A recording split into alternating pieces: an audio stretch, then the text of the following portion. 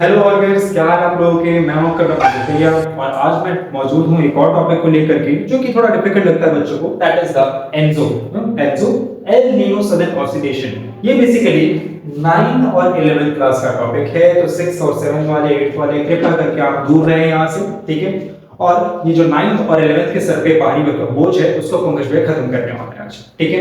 Basically इस topic को 9th class में इतना एलैबोरेट तो नहीं किया है, ठीक है, बट स्टिल जब एक टीचर पढ़ाता है इस टॉपिक को तो उसको अच्छे से फिनिश अप कराना भी चाहिए, क्योंकि ये पूरा प्रॉपर्ली 9th क्लास में भी सिलेबस का पार्ट है और 11th क्लास में तो बकायदा सिलेबस का पार्ट है ही, ठीक है, अपेरेंटली। तो इसमें कोई आपको डाउटफुल नहीं होना कि हमें करना है नहीं करना, डेफिनेटली आपको करना भी चाहिए क्योंकि करंट अफेयर से भी लिंक्ड है, ठीक है। और जब करंट अफेयर से कोई चीज लिंक हो जाती है और आपको सिलेबस से जुड़ी हुई है तो डेफिनेटली उसको पता करना चाहिए, क्योंकि फिर उसके बाद आप भगवान बन जाते हैं, ठीक है। लेट्स सी, हम थोड़ा आपको भगवान बना देते हैं, थोड़ी थोड़ी से बच्चों को होनी चाहिए। लेट्स सी कैसे होता है वो चीज।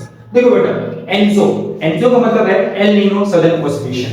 एल नीनो अभी हम जानेंगे क्या है, बट सदर्न ऑसिलेशन हम समझ लेते हैं ये क्या चीज है। आपको नाम से ही पता चल रहा है बेटा, सदर्न ऑसिलेशन। सदर्न ऑसिलेशन का मतलब है यहां पर कि सदर्न हेमिस्फीयर में जो ऑसिलेशन होता है। Let's see what this map. इस मैप पर ये हाफ पार्ट है बेटा, ठीक है। ये हाफ पार्ट आपका इक्वेटर है। इक्वेटर जो है बेटा मैप को आपको पूरे सदर्न पार्ट में डिवाइड करता है, ठीक है। जो सदर्न पार्ट में और सदर्न वाला रीजन है वॉरियस, यहां पर जो वाटर का मूवमेंट होता है या ओशन के करंट्स जो मूव करते हैं इसे हम ऑसिलेशन बोलते हैं। बेसिकली ये जो ऑसिलेशन वर्ड है ये साइंस का टर्म है और इस ऑसिलेशन में आपने देखा होगा जैसे पेंडुलम ऑसिलेट करता रहता है वैसे ही कुछ ऑसिलेशन चलता रहता है, ठीक है। अब इस ऑसिलेशन को जरा हम समझते हैं कि किस रीजन के बीच में ऑसिलेशन होने वाला है। बेसिकली यहाँ पर ओशन का वाटर जो है बेटा वो मूव करने वाला है और वो मूव करता है। कहां करता है जरा हम देखते हैं। आपको पता है वर्ल्ड में लार्जेस्ट ओशन कौन सा है? That is the Pacific ocean, जो कि यहां से यहां तक है और वो यहां से यहां तक है, ठीक है। डेफिनेटली इस वर्ल्ड मैप को अगर मैं एक साथ जोड़ूंगा और एक साथ ज्वाइन करूंगा तो ये ग्लोब बन जाएगा। ग्लोब बनेगा तो एक बहुत बड़ी वाटर बॉडी आपस में कनेक्ट हो जाएगी, जो कि ईस्ट में दिखिए तो आप एक तरफ को वेस्ट में दिखिए, पर जब ये ग्लोब पे होगा तो ये बहुत बड़ा वाटर बॉडी शो हो जाएगा। अब इस वाटर बॉडी के अंदर एक ऐसा खेल होता है वॉरियर्स, जिसकी वजह से पूरे वर्ल्ड के क्लाइमेट पर इंपैक्ट आता है। वो इंपैक्ट कैसे आता है अब हम देखते हैं। उससे पहले हमें जानना पड़ेगा कि कौन कौन से ऐसे कॉन्टिनेंट्स हैं जहां पर सबसे ज्यादा इंपैक्ट आता है। तो हम देखते हैं वॉरियर्स, पहला है आपका साउथ अमेरिका, ठीक है। उसके बाद ऑस्ट्रेलिया और इसके बाद एशिया, ठीक है। ये तीन कॉन्टिनेंट ऐसे हैं वॉरियर्स जहां पर सबसे ज्यादा इंपैक्ट आता ही आता है इस एनजो के चक्कर में, ठीक है। और एनजो क्या है अब वो हम समझ सकते हैं। ऑलराइट वॉरियर्स, मैंने यहाँ पर डायग्राम्स को ड्रॉ कर रखा है, ठीक है। आई होप सो आपको थोड़ा विजिबल होगा। एंड हमारा बजट तो लो है इसलिए हम डिजिटल बोर्ड्स नहीं लगा सकते फिलहाल, तो बाद में देखी जाएगी, बट स्टिल भैया अपना पूरा ट्राई कर रहे हैं कि आपको ये टॉपिक अच्छे से समझ आ जाए, ठीक है। ऑलराइट वॉरियर्स, देखो बेटा एनजो के दो बच्चे और दो बच्चे कौन से बेटा? फर्स्ट है El Nino and second one is the La Nina. El Nino का मतलब होता है बेटा लिटिल बॉय, मतलब इसका मतलब कौन सी लैंग्वेज के अंदर? That is Spanish. स्पेनिश के अंदर जब हम एल नीनो को लिटिल बॉय बोलते हैं, स्पेनिश के अंदर हम ला नीना को लिटिल गर्ल बोलते हैं। अब ऐसा क्यों बोलते हैं जरा देखते हैं। जिस तरह से छोटे बच्चे बदमाश होते हैं ना वॉरियर्स, वैसे ही कुछ इन फिनोमेनास को नाम दे रखा है लिटिल बॉय लिटिल गर्ल, क्योंकि यहां पर भी कुछ ऐसी बदमाशी चलने वाली है जो कि पूरे वर्ल्ड के अंदर इंपैक्ट डालेगा, कहीं पर नेगेटिव और कहीं पर कुछ ज्यादा ही पॉजिटिव, ठीक है वॉरियर्स। चलो इसको जरा हम देखते हैं। वॉरियर्स देखना अभी यहां पर एक न्यूट्रल फेज आ रहा है, ठीक है। ये वर्ल्ड का मैप है, राइट। और इस वर्ल्ड के मैप में यहाँ पर तीन मेजर कॉन्टिनेंट्स दिए हैं और तीन मेजर कॉन्टिनेंट्स कौन से हैं? साउथ अमेरिका, ऑस्ट्रेलिया, एशिया, ठीक है। ये तीन मेजर कॉन्टिनेंट्स हैं। अब इन थ्री मेजर कॉन्टिनेंट्स के अंदर एक फिनोमेना टेक्स प्लेस करता है। यहाँ पर गौरव मक्खी मांस रखी है, उसके लिए कुछ कर सकते हैं बच्चे। ऑलराइट, ये तीन मेजर कॉन्टिनेंट्स के अंदर ये फिनोमेना टेक्स प्लेस करता है। अब वो मेजर फिनोमेना क्या है अब जरा हम देखते हैं। वो इस देखो 9th में आ चुके हो, डेफिनेटली आपने पढ़ा होगा ट्रेड विंड्स। ट्रेड विंड्स क्या होती हैं? परमानेंट विंड्स होती हैं। परमानेंट्स क्या होती है बेटा? परमानेंट विंड्स क्या होती है? जिनकी विंड की डायरेक्शंस फिक्स्ड हो। फिक्स जैसे कि देखो बेटा यहां से विंड्स कुछ ऐसे मूव करती हैं, ठीक है। ये मूव करती हैं ट्रेड विंड्स और इनकी जो डायरेक्शन है बेटा वो फिक्स्ड होती है, परमानेंट होती है, ठीक है। इसीलिए हम इसका नाम रखते हैं बेटा ट्रेड विंड्स या परमानेंट विंड्स। एक्चुअली इसी विंड्स के थ्रू पहले ना हमारे अर्लियर में आज से 200-300 साल पहले जो बड़े बड़े याक्स हुआ करते थे, जो बहुत बड़ी बड़ी शिप्स होती थी, वो इन्हीं विंड्स की वजह से मूव ऑन किया करती थी। ठीक है, इसीलिए इसको बोलते थे ट्रेड। बेसिकली उन शिप्स के थ्रू ट्रेड हुआ करता था, इसलिए इनका नाम पड़ गया ट्रेडिंग विंड्स। ये कुछ सीजंस के अंदर या कुछ मंथ्स के अंदर फिक्स होती हैं, that is why these are called permanent winds. अब देखो ना, इस परमानेंट विंड्स की वजह से जो ओशियन का सरफेस वाटर होता है, ठीक है, वो भी मूव करने लगता है समटाइम्स। अब देखो बेटा, पहले तो हम देखते हैं यहाँ पर न्यूट्रल फेज। न्यूट्रल फेज के अंदर कि जहां पर नॉर्मल कंडीशन चल रही हो, नॉर्मल कंडीशन जैसे कि देखो बेटा, ये विंड जो है वो ईस्ट से वेस्ट की तरफ ट्रेवल कर रही है। ठीक है, ईस्ट से जब वेस्ट की तरफ ट्रेवल करती है विंड्स, तो क्या होता है, यहाँ से बहुत कम अमाउंट ऑफ वाटर वेपर या जो सरफेस वाटर है बेटा, वो मूव करता है वेस्ट की तरफ। ध्यान रखना, वेस्ट की तरफ क्या है बेटा, ऑस्ट्रेलिया है। अब बहुत कम अमाउंट का मतलब है कि जो ट्रेड विंड्स हैं वो थोड़ी वीक हैं। ध्यान रखना, वीक का मतलब जो नॉर्मली चलती रहती है ट्रेड विंड्स, उनकी बात हो रही है। अब ट्रेड विंड्स जब चलती हैं तो अपने साथ सरफेस वाटर को इस ऑस्ट्रेलिया की तरफ लाती हैं। जब सरफेस वाटर को ऑस्ट्रेलिया की तरफ लाती हैं तो आपको पता है वो कैसे, ये इक्वेटोरियल रीजन है। इक्वेटोरियल रीजन पे डायरेक्टली सनराइज हिट करती है। जब डायरेक्टली सनराइज हिट करती है इस रीजन के ऊपर, जब डायरेक्टली सनराइज हिट करती है वाटर रीजन के ऊपर, तो यहाँ पर बहुत ज्यादा लो प्रेशर बन जाता है। लो प्रेशर क्यों बनता है, क्योंकि यहाँ पर जो मॉइस्चराइज एयर होती है बेटा, वो ऊपर राइज करना स्टार्ट करती है। ठीक है, तो जितना एयर राइज स्टार्ट करेंगे तो वहां पर कन्वेक्शन प्रोसेस चलेगा। कन्वेक्शन मतलब कि जो इवेपोरेशन के थ्रू बारिश होती है, जो इवेपोरेशन के थ्रू बारिश होती है। अब जो बारिश हो रही है इवेपोरेशन के थ्रू, वो कैसे होती है हम देखते हैं। अब देखो बेटा, यहाँ पर जो ओशियन करंट है, जो सरफेस वाटर है, वो ऑस्ट्रेलिया की तरफ मूव कर जाता है और यहाँ पर एक साथ आकर के जमा हो जाता है। जब यहाँ पर एक साथ कलेक्ट हो जाता है वॉल्यूम्स, तो कलेक्ट होने के बाद यहाँ पर ऑस्ट्रेलिया के पास ये कन्वेक्शन है, इस प्रोसेस के थ्रू सारा का सारा जो मॉइस्चर है बेटा, वो अबव एंड अबव राइज करता रहेगा और कन्वेक्शन प्रोसेस के थ्रू इवेपोरेशन, कंडेंसेशन, प्रेसिपिटेशन, तो अच्छी खासी रेनफॉल हो जाती है ऑस्ट्रेलिया के पास। और यही वाला जो ओशन वाटर है बेटा, या कोई ये जो ओशन करंट है, सरफेस का ओशन करंट है, वो आगे बढ़ता है और आगे बढ़ने के बाद एशिया के कॉन्टिनेंट से भी जाकर के टकराता है और वहां पर भी अच्छी खासी थोड़ी मोड़ी रेनफॉल करता है। ठीक है, ये आपका बेटा न्यूट्रल फेज। ठीक है, एक बार फिर से समझा देता हूं ऑडियंस। यहाँ पर सरफेस डायरेक्टली हिट करती है, यहाँ इक्वेटोरियल रीजन जो है वहां का वाटर जो है वार्म होता है। ठीक है, लो प्रेशर चेंज हो जाता है, इधर से ट्रेड विंड्स आ रही हैं। ट्रेड विंड्स जो बेटा इन वार्म ओशियन वाटर को आगे लेकर के आती हैं। आगे का मतलब वेस्टर्न साइड में लेके आती हैं। ऑस्ट्रेलिया और एशिया से जाकर के वार्म वाटर टकराता है। टकराने के बाद ये ज्यादा से ज्यादा इवेपोरेट होता है। इवेपोरेट होने के बाद कंडेंसेशन, कंडेंसेशन, प्रेसिपिटेशन। ठीक है, ये वाटर साइकिल चल पड़ती है। ठीक है, तो आप देखो न्यूट्रल फेज में एशिया और ऑस्ट्रेलिया में ठीक ठाक बारिश हो जाती है, क्योंकि यहाँ पर लो प्रेशर वाली विंड्स जो बेटा वो टकराने के बाद यहाँ पर बारिश करवाती है। ठीक है, इसको हम बोलते हैं बेटा न्यूट्रल फेज। अब इस न्यूट्रल फेज को जरा सेकंड नंबर पे लेकर के आते हैं, दैट इज ला नीना। ला नीना का मतलब हमने क्या समझा था audience, that is the little girl. ठीक है, अभी बदमाश कर चुकी है। ठीक है, यहाँ पर एक गर्ल है जो कि बहुत ज्यादा बदमाशी कर रही है, और बदमाशी क्या है जरा देखते हैं। अब देखो ऑडियंस, यहाँ पे जो ट्रेड विंड्स न्यूट्रल फेज में चल रही थी, वो थोड़ी धीरे चल रही थी, स्मूथली चल रही थी।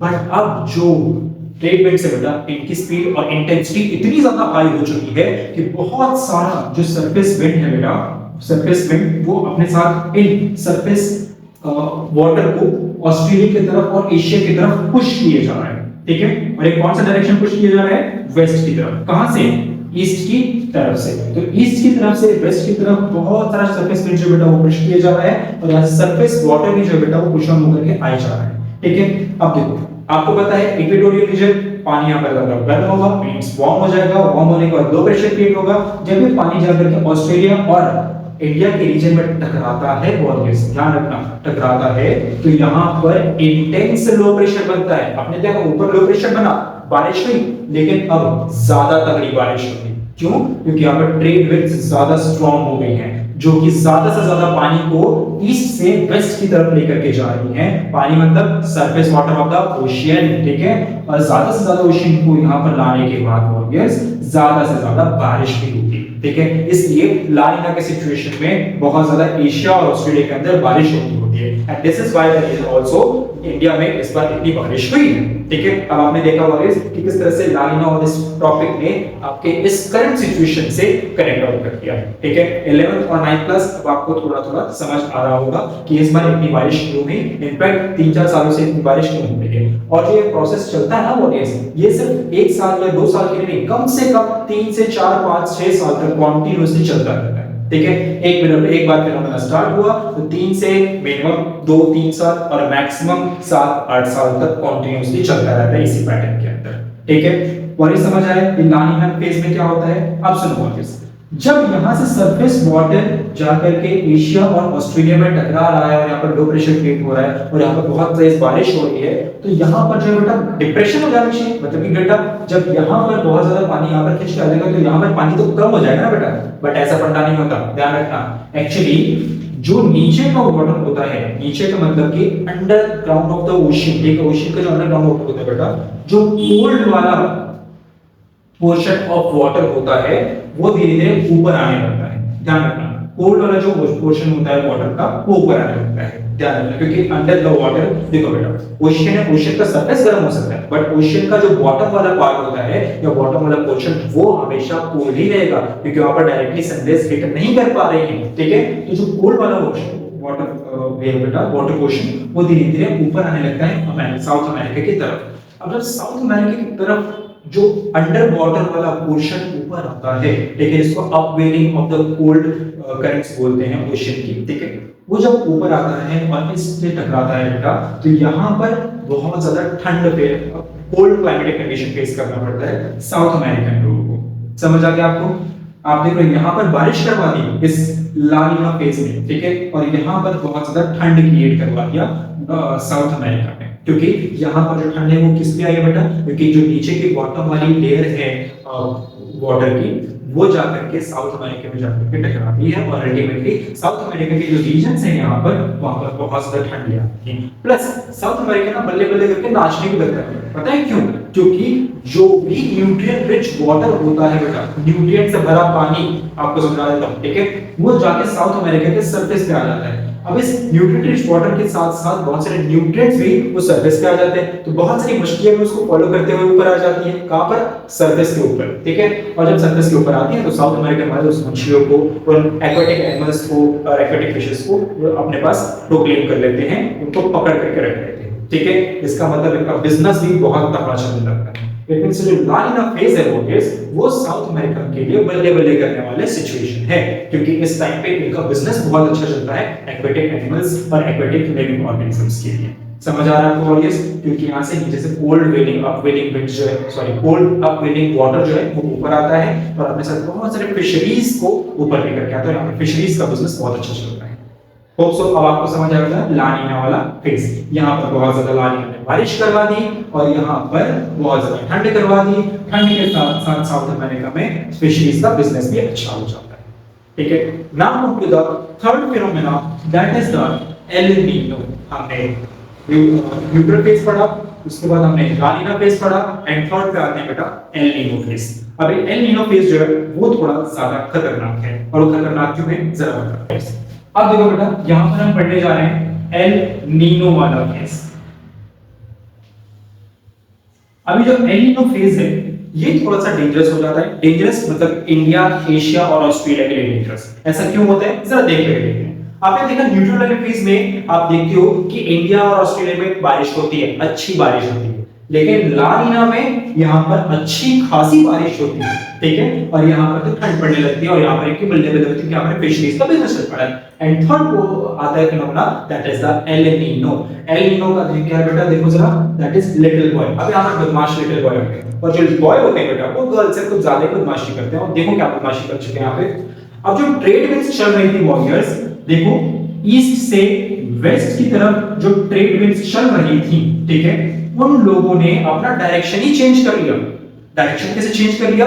हो सकता है टेंपरेचर का डिफरेंस हो सकता है प्रेशर का डिफरेंस हो, ठीक है, एटमॉस्फेरिक प्रेशर की वजह से कुछ डिफरेंसेस आते हैं, जिसकी वजह से इन लोगों ने अपना डायरेक्शन ही चेंज कर लिया और उन लोगों ने डायरेक्शन कुछ वेस्ट से ईस्ट की तरफ मूव करना स्टार्ट कर दिया। अब वेस्ट से ईस्ट की तरफ मूव करना स्टार्ट करेंगे तो आपको पता है इक्वेटोरियल रीजन, यहाँ पर बनेगा लो प्रेशर। लो प्रेशर से जो सरफेस वाले विंड्स हैं वो सरफेस वाले ओशियन वाटर को ले जाकर के कहां टकराएंगे बेटा, वो टकराएंगे इस साउथ अमेरिका के पास। जब साउथ अमेरिका के पास बहुत सारा वार्म वाटर एक साथ इकट्ठा हो जाता है तो फिर यहाँ पर प्रोसेस स्टार्ट होता है कन्वेक्शन वाला। और मैंने कन्वेक्शन प्रोसेस बताया था, इवेपोरेशन, कंडेंसेशन, प्रेसिपिटेशन। इसका मतलब आप देखते हो कि एल नीनो में सदर्न साउथ अमेरिका में, एल नीनो के फेज में साउथ अमेरिका में बहुत ज्यादा तेज और ज्यादा जोर से रेनफॉल स्टार्ट हो जाती है और साउथ अमेरिका में बाढ़ जैसी सिचुएशन आ जाती है, फ्लड जैसी सिचुएशन आ जाती है। ठीक है, तो आपने देखा कि एल नीनो में कितनी खतरनाक यहाँ पर बारिश कर दी। ठीक है, क्योंकि यहाँ पर जो ट्रेड विंड्स थी वो उन लोगों ने अपना डायरेक्शन पूरा अपोजिट कर दिया। ठीक है, अब आप देख रहे हो कि जब ट्रेड विंड्स का डायरेक्शन अपोजिट हो गया हुआ तो यहाँ से जितने भी सरफेस वाटर था वो सब कहां जा रहा है, इस सदर्न अमेरिका के पास जा रहा है। ठीक है, और सदर्न अमेरिका के पास जो वो पार्ट है यहाँ पर पूरा लो प्रेशर बन रहा है और यहाँ से रेनफॉल हो रही है। लेकिन जो ऑस्ट्रेलिया का पार्ट है बेटा, जो ईस्टर्न वाला ऑस्ट्रेलिया का पार्ट है और ये जो एशिया का ऑस्ट्रेलियन पार्ट है जिसमें कि इंडिया भी इंक्लूडेड है, यहाँ पर बारिश होगी ही नहीं। क्यों नहीं होगी? क्योंकि यहाँ पर लो प्रेशर बना ही नहीं बेटा, यहाँ पर रह गया हाई प्रेशर, यहाँ पर क्रिएट हो गया लो प्रेशर। ध्यान रखना, यहाँ पर लो प्रेशर क्रिएट हो गया और यहाँ पर क्रिएट हो गया हाई प्रेशर। तो आपको पता है कि हवा हो या पानी, अगर वहां पर हाई प्रेशर है तो इनका रूल है कि हाई प्रेशर से लो प्रेशर की तरफ मूव करेंगे और अल्टीमेटली यहाँ से हाई प्रेशर से लो प्रेशर की तरफ ये सारा का सारा जो ओशियन का वाटर है बेटा वो मूव करता है और अल्टीमेटली एशिया और ऑस्ट्रेलिया में ड्रॉट आ जाता है। ठीक है, बहुत बड़ा ड्रॉट आ जाता है जो कि बहुत डेंजरस सिचुएशन है। क्योंकि हम इंडियंस में से जो 75% तक जो फार्मर्स होते हैं वो मेनली डिपेंड है बेटा अपनी इरिगेशन के लिए रेनफॉल के ऊपर, और यहाँ पर तो रेनफॉल आएगी नहीं क्योंकि यहाँ पर ड्रॉट आ चुकी है। और ड्रॉट क्यों आ चुकी है? क्योंकि यहाँ पर हाई प्रेशर क्रिएट हो चुका है और हाई प्रेशर इसलिए यहाँ पर क्रिएट हुआ है क्योंकि साउथ अमेरिका में लो प्रेशर क्रिएट हो चुका है। और लो प्रेशर साउथ अमेरिका में क्यों क्रिएट हुआ है? क्योंकि जो ट्रेड विंड्स है बेटा उन लोगों ने अपनी डायरेक्शन टोटली अपोजिट कर दी जो कि अनएक्सपेक्टेड था। जैसे कि एक छोटा बच्चा अनएक्सपेक्टेडली बदमाशियां करता रहता है। समझ आ रहा है आपको बेटा? That phenomena is known as El Nino phase. तो अल्टीमेटली हमारे ऊपर बहुत बड़ा डेंजर सिचुएशन आ चुका है, वल्नरेबल हो चुके हैं। क्यों? क्योंकि यहाँ पर ड्रॉट आ चुका है एशिया के अंदर, इंडिया के अंदर, ऑस्ट्रेलिया के अंदर, और यहाँ पर भी एक बहुत बड़ा मुसीबत आ चुका है साउथ अमेरिका की तरफ, क्योंकि यहाँ पर बाढ़ से यहाँ के लोग, बहुत सारे लोग मारे जाते हैं, इनका इंफ्रास्ट्रक्चर टोटली डिवास्टेड हो जाता है, बर्बाद हो जाता है। समझ आ गया बेटा? तो हमने यहाँ पर 3 फेजेस कर लिए। अब आपको अच्छे से समझ आया होगा ऑलवेज कि neutral phase, L Nino phase और ला नीना फेजेस में क्या डिफरेंस है। मैं इनके नोट्स क्रिएट करके आपके लिंक के अंदर पिन अप कर दूंगा। ठीक है ऑडियंस, आप वहां पर देख सकते हो। नाउ आई होप सो कि आपको इस फिनोमेना से बहुत सारी चीजों को करंट अफेयर से कनेक्ट करने को हेल्प मिला होगा। And I hope so audience कि आपको ये पूरा फंडा अच्छे से समझ आया होगा। ये थोड़ा डिफिकल्ट टॉपिक लगता है बट आई होप सो कि अब आप इजीली समझ गए होंगे। ठीक है, आई नो एनिमेशन से आपको बहुत अच्छे से समझ आ सकता है, हम वो फ्यूचर में करेंगे जब कभी हमारा बजट हाई होगा, तब तक हम बोर्ड पे ही काम चलाते हैं। Alright audience, meet you in the next video, till then take care.